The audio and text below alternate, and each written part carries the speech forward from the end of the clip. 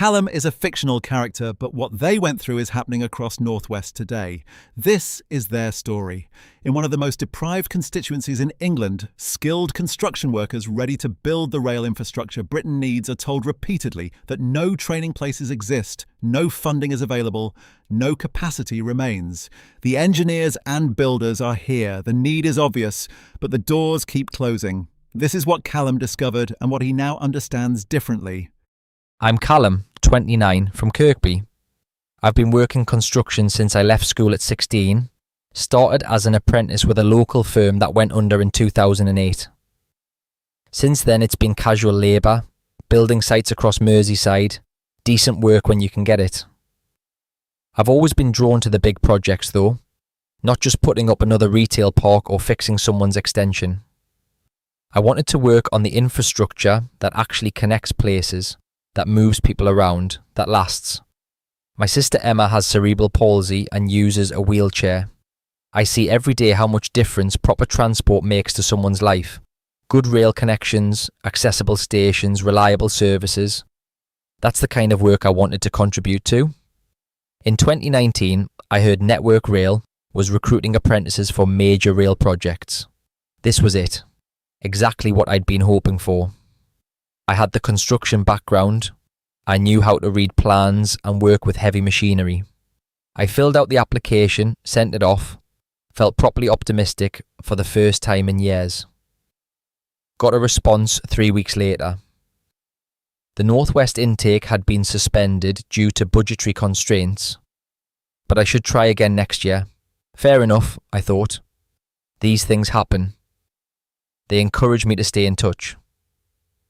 I went to Knowsley Council's employment services to see what else might be available. The advisor was helpful enough, gave me contact details for the Department for Work and Pensions.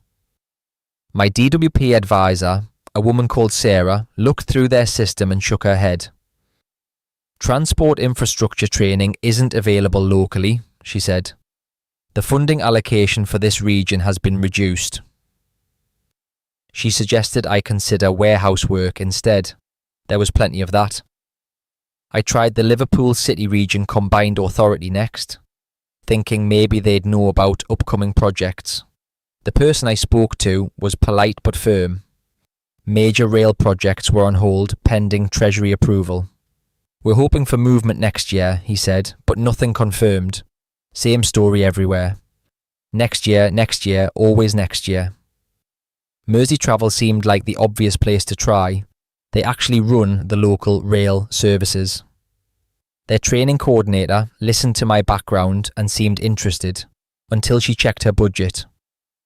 Our training allocation has been reallocated to maintenance of existing services, she told me.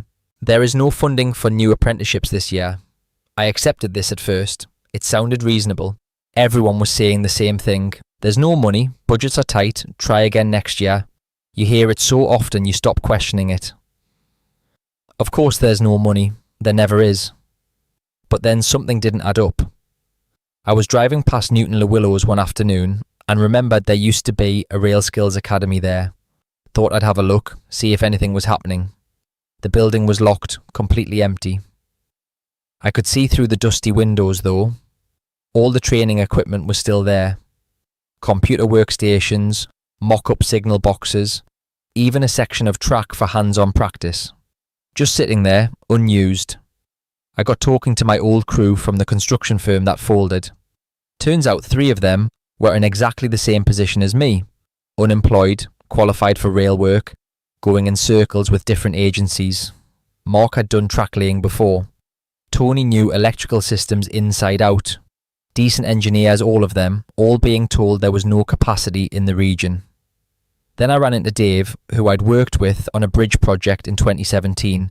He mentioned he'd just got a job with HS2 down in Birmingham. Massive recruitment drive, he said. They can't find enough people with construction experience. He'd applied online, got interviewed within a week, started the following month. Same kind of work I'd been trying to get into.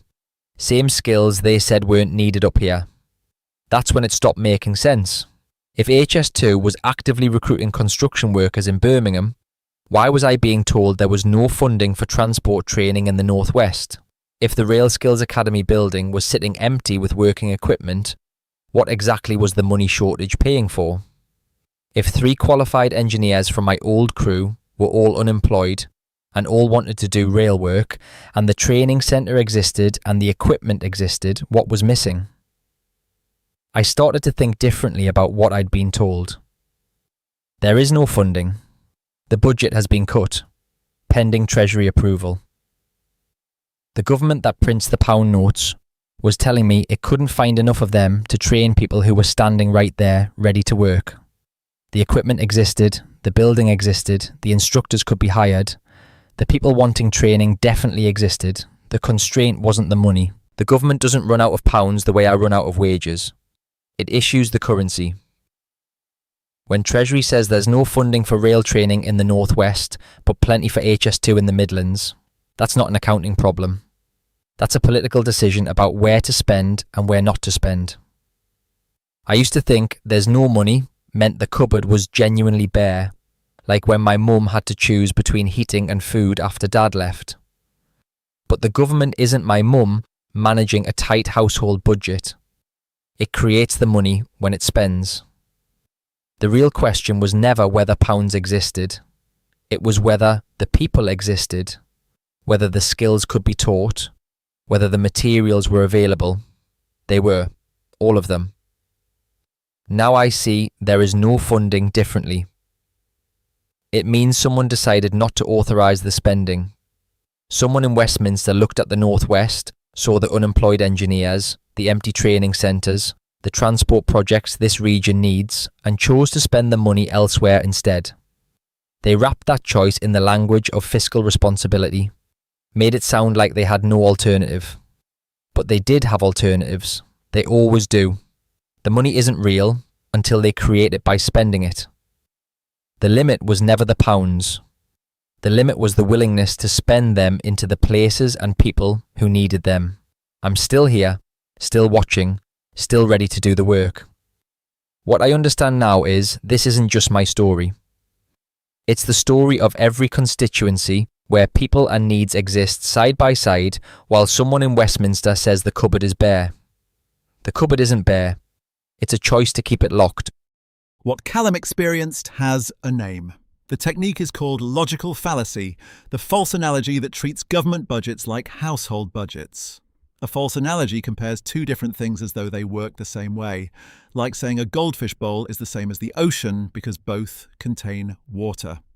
The size, the ecosystem, the forces at work are completely different, but the comparison sounds reasonable because of that one similarity. Every time someone told Callum there is no money, they were applying household logic to a currency issuer. Households must earn or borrow before they spend. They can run out of money because they don't create it. But the UK government issues pounds through the Bank of England. It doesn't need to find pounds before it spends them. It creates them by spending.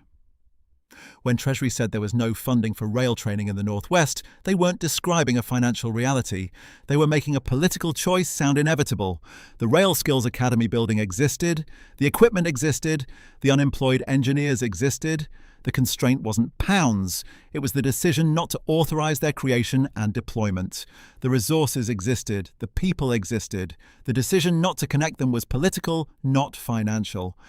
Knowsley ranks 19 out of 543 English constituencies in the English Indices of Deprivation. 2025 from MHCLG, placing it in deprivation decile. 1. The constituency has 501 registered charities according to the Charity Commission Register for England and Wales. Total grants received amount to £9.5 million according to 360 Giving Grant Navworks. All sources are published at blockedbritain.co.uk. Blocked Britain tells the stories of people whose lives are shaped by the gap between what Britain needs and what its institutions choose to provide. Every character is fictional. Every situation is drawn from official statistics. Produced by Blocked Britain.